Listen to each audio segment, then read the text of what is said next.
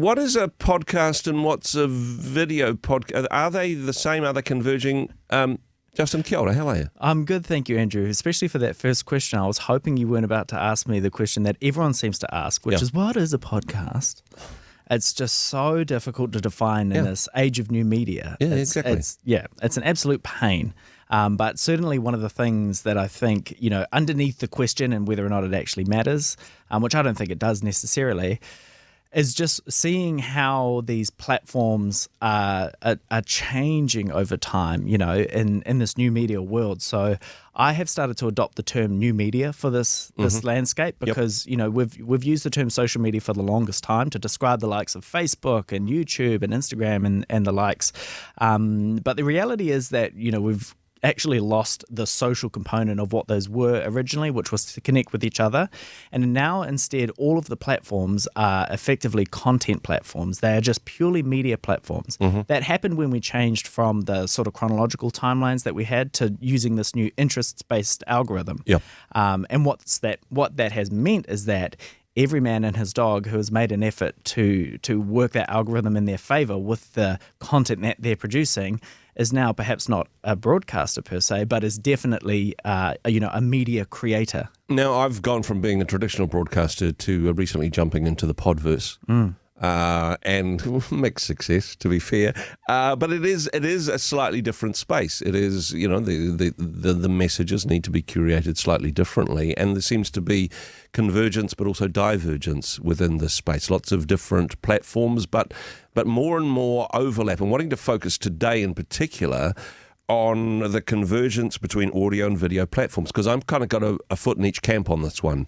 And regularly on the program say, hey, subscribe to the podcast. Also, while you're there, subscribe to the YouTube channel because that's kind of a podcast, but not quite again, right? Yeah, exactly. And I think how many years ago was it, I have to jog my memory, that Spotify signed that landmark deal with Joe Rogan? Yeah. And that was the introduction of video onto Spotify platform, which has continued to grow and increase, particularly around podcasts that have video for their episodes. Now, Spotify is very much an audio-centric platform. The app itself lives, on your phone. It's in your pocket. And when people traditionally use Spotify, the experience is to go find some audio, typically music, perhaps podcasts, now audiobooks, queue it up, start listening to it, and put the phone in my back pocket.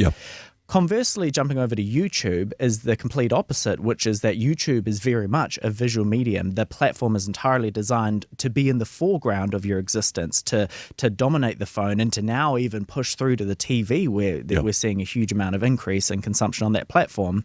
But with the closure of Google Podcasts, again, YouTube being part of the Google family, and their aggressive push into YouTube Music, and particularly when you have YouTube Premium, of which I'm privileged enough to have enjoyed for some time now, you actually have this experience where, similarly, much like Spotify, you now might go to YouTube, find some video content that you want to listen to, queue it up, put your phone in your back pocket, and now I'm consuming YouTube content from a visual media first platform in an audio environment. So YouTube and Spotify both trying to steal each other's players or to poach each other's territory in that regard. Missing from the equation is Apple. And of course, Apple continuing to be a pretty strong player in the podcast space, but not on video. Yeah, and that's really interesting one, Video is very hard to do for starters, but we actually know that Apple have the technological capability to do video. They, have Apple TV and all of their Apple programming. They can do video, but if there's one thing we know about Apple is that they're never necessarily first to market, but when they do come into it, they are best in class. And I think, at the moment, the really interesting battle is between Spotify and YouTube and the convergence of audio and video on these two, different platforms. And then I'll be really interested to see if and when Apple Podcasts steps into the mix with the introduction of video.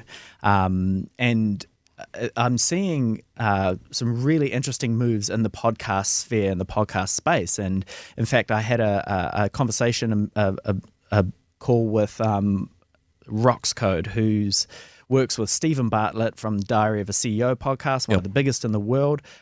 He was on Mr. Beast's team and made a lot of the incredible tools. Yeah, fascinating guy to talk to. Brilliant. And they've just released this new platform called Flightcast, but it is effectively the very first sort of third-party platform that allows people to publish both audio and video podcasts into these multiple platforms. And so I'm starting to see, out there a lot more opening up of, say, Spotify, where historically you would have to stay entirely within that platform to be able to use the video components, and so to YouTube. It's starting to open up a bit more now, and they're starting to create these protocols where other people can create these tools and create this ecosystem and environment where, much like we have for audio now, you can sort of spray it around and it appears in all these amazing audio consumption places. We're going to start seeing that for video, and that's super, super exciting. No, I'm pretty excited about it. And hey, we've got some cameras in the studio. We do make video content, of course, for YouTube and for Shine TV. So, I don't know, maybe a video podcast in the future. Who knows where that goes? But hey, exciting things happening in this space. Thanks for staying on top of all of this and keeping us informed. Thanks for joining us. Anytime. Hey, thanks very much for joining us in the Rhema studio. Thanks very much for watching the interview. It's kind of nice to have an audience, actually. And if you did like what you watched, then do give us a like, do give us the thumbs up. And if you'd like to see more interviews like that one, or perhaps even better, subscribe and those interviews will come straight to you. Don't forget to turn on your notifications, and we'll see you in the next one. Cheers.